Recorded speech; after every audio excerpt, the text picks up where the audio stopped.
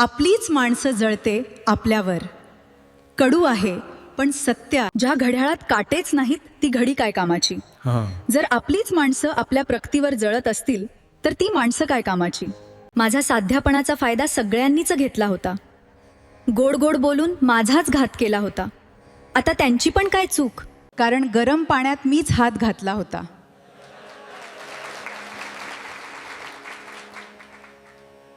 लोकांनी माझ्यासोबत कामापुरतं नातं ठेवलं होतं, पण मी त्याच नात्याला खूप मनापासून जपलं होतं.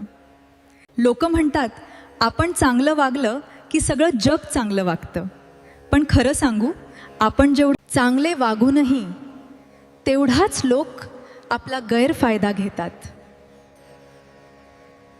तुकोबा म्हणतात, अनुभवाचे चटके बसल्याशिवाय आयुष्य जगण्याचा अर्थ समजत नाही. ज्ञान फक्त ऐकून किंवा वाचून मिळत नाही. स्वानुभवच खरा मार्ग आहे. समाधान आणि समजूत त्यातूनच येते. शेवटी मला ही मान्य करावं लागलंच. आपण कोणासाठी इतके पण महत्त्वाचे नसतो जेवढा आपण विचार करत असतो. यशस्वी कथा वाचू नका, त्यांनी केवळ संदेश मिळतो. अपयशाच्या कथा वाचा, त्याने यशस्वी होण्यासाठी कल्पना मिळतात. आपल्या विरुद्ध कट कारस्थान करणारी माणसं आपली जवळचीच असतात. हे कालही सत्य होत आणि आजही तितकंच सत्य आहे. टोमणे तीच लोक मारतात ज्यांच्याजवळ नजरेला नजर मिळून समोरासमोर बोलण्याची हिंमत नसते. आहे, तुमच्या नावापुढे पद नसलं तरी चालेल, पण तुमचं मस्तक कोणापुढे झुकलेलं नसावं, हीच खरी राजसत्ता आहे. काही लोक तुम्हाला कधीच स्वीकारत नाहीत, कारण तुमच्यापेक्षाही त्यांना तुमच्या क्षमतेची अडचण होते. हे सत्य तुम्हाला समजून घ्यावे लागेल. आणि बंधनात नका ठेवू कोणाला. प्रत्येक नात्याला मोकळं सोडा.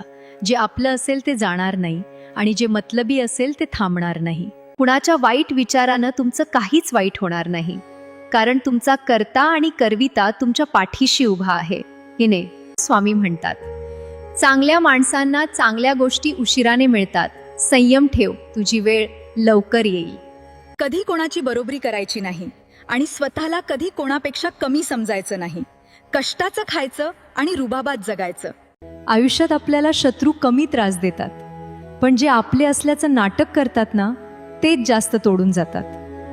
तुम्ही कधी नोटीस केलंय का, जे लोक तुमच्या समोर गोड बोलतात तेच लोक तुमच्या पाठीमागे तुमचं नुकसान करत असतात.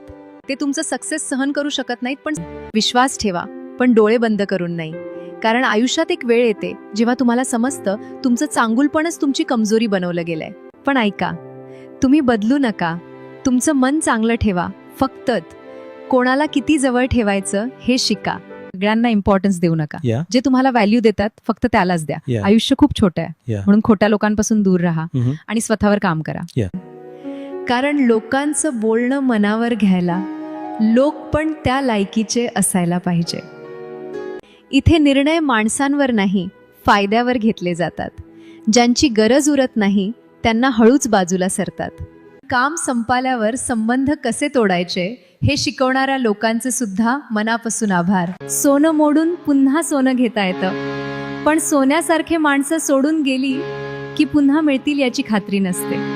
कारण दगडात देव दिसतो, गायीत माता दिसते, कावळ्यात सगळेच पूर्वज दिसतात, पण माणसात माणूस का दिसत नाहीये. लोकांना मदत करणं चांगली गोष्ट आहे, पण प्रत्येकाला मदत करणं शहाणपणाचं नसतं. कारण काही लोक तुमच्या चांगुलपणाचा फायदा घेतात. कुटुंबाप्रमुखाला मरणाची जितकी भीती वाटत नाही, त्यापेक्षा जास्त भीती आपल्यानंतर आपल्या कुटुंबाचं कसं होणार याचीच वाटत असते. श्रीमद भगवद्गीतामध्ये लिहिलाय, माझ्या भावा, सगळं काही दाव्यावर लागलं तरी चालेल, पण पार्थ अपमानाचा बदला कधीही समझोत्याने घेऊ नकोस. तुम्ही कितीही समजावलं तरी प्रत्येक माणूस फक्त तेवढंच ऐकतो जे त्याच्या कामाचं आणि फायद्याचं असतं. हीच आहे आयुष्याची कडू पण खरी सत्यता.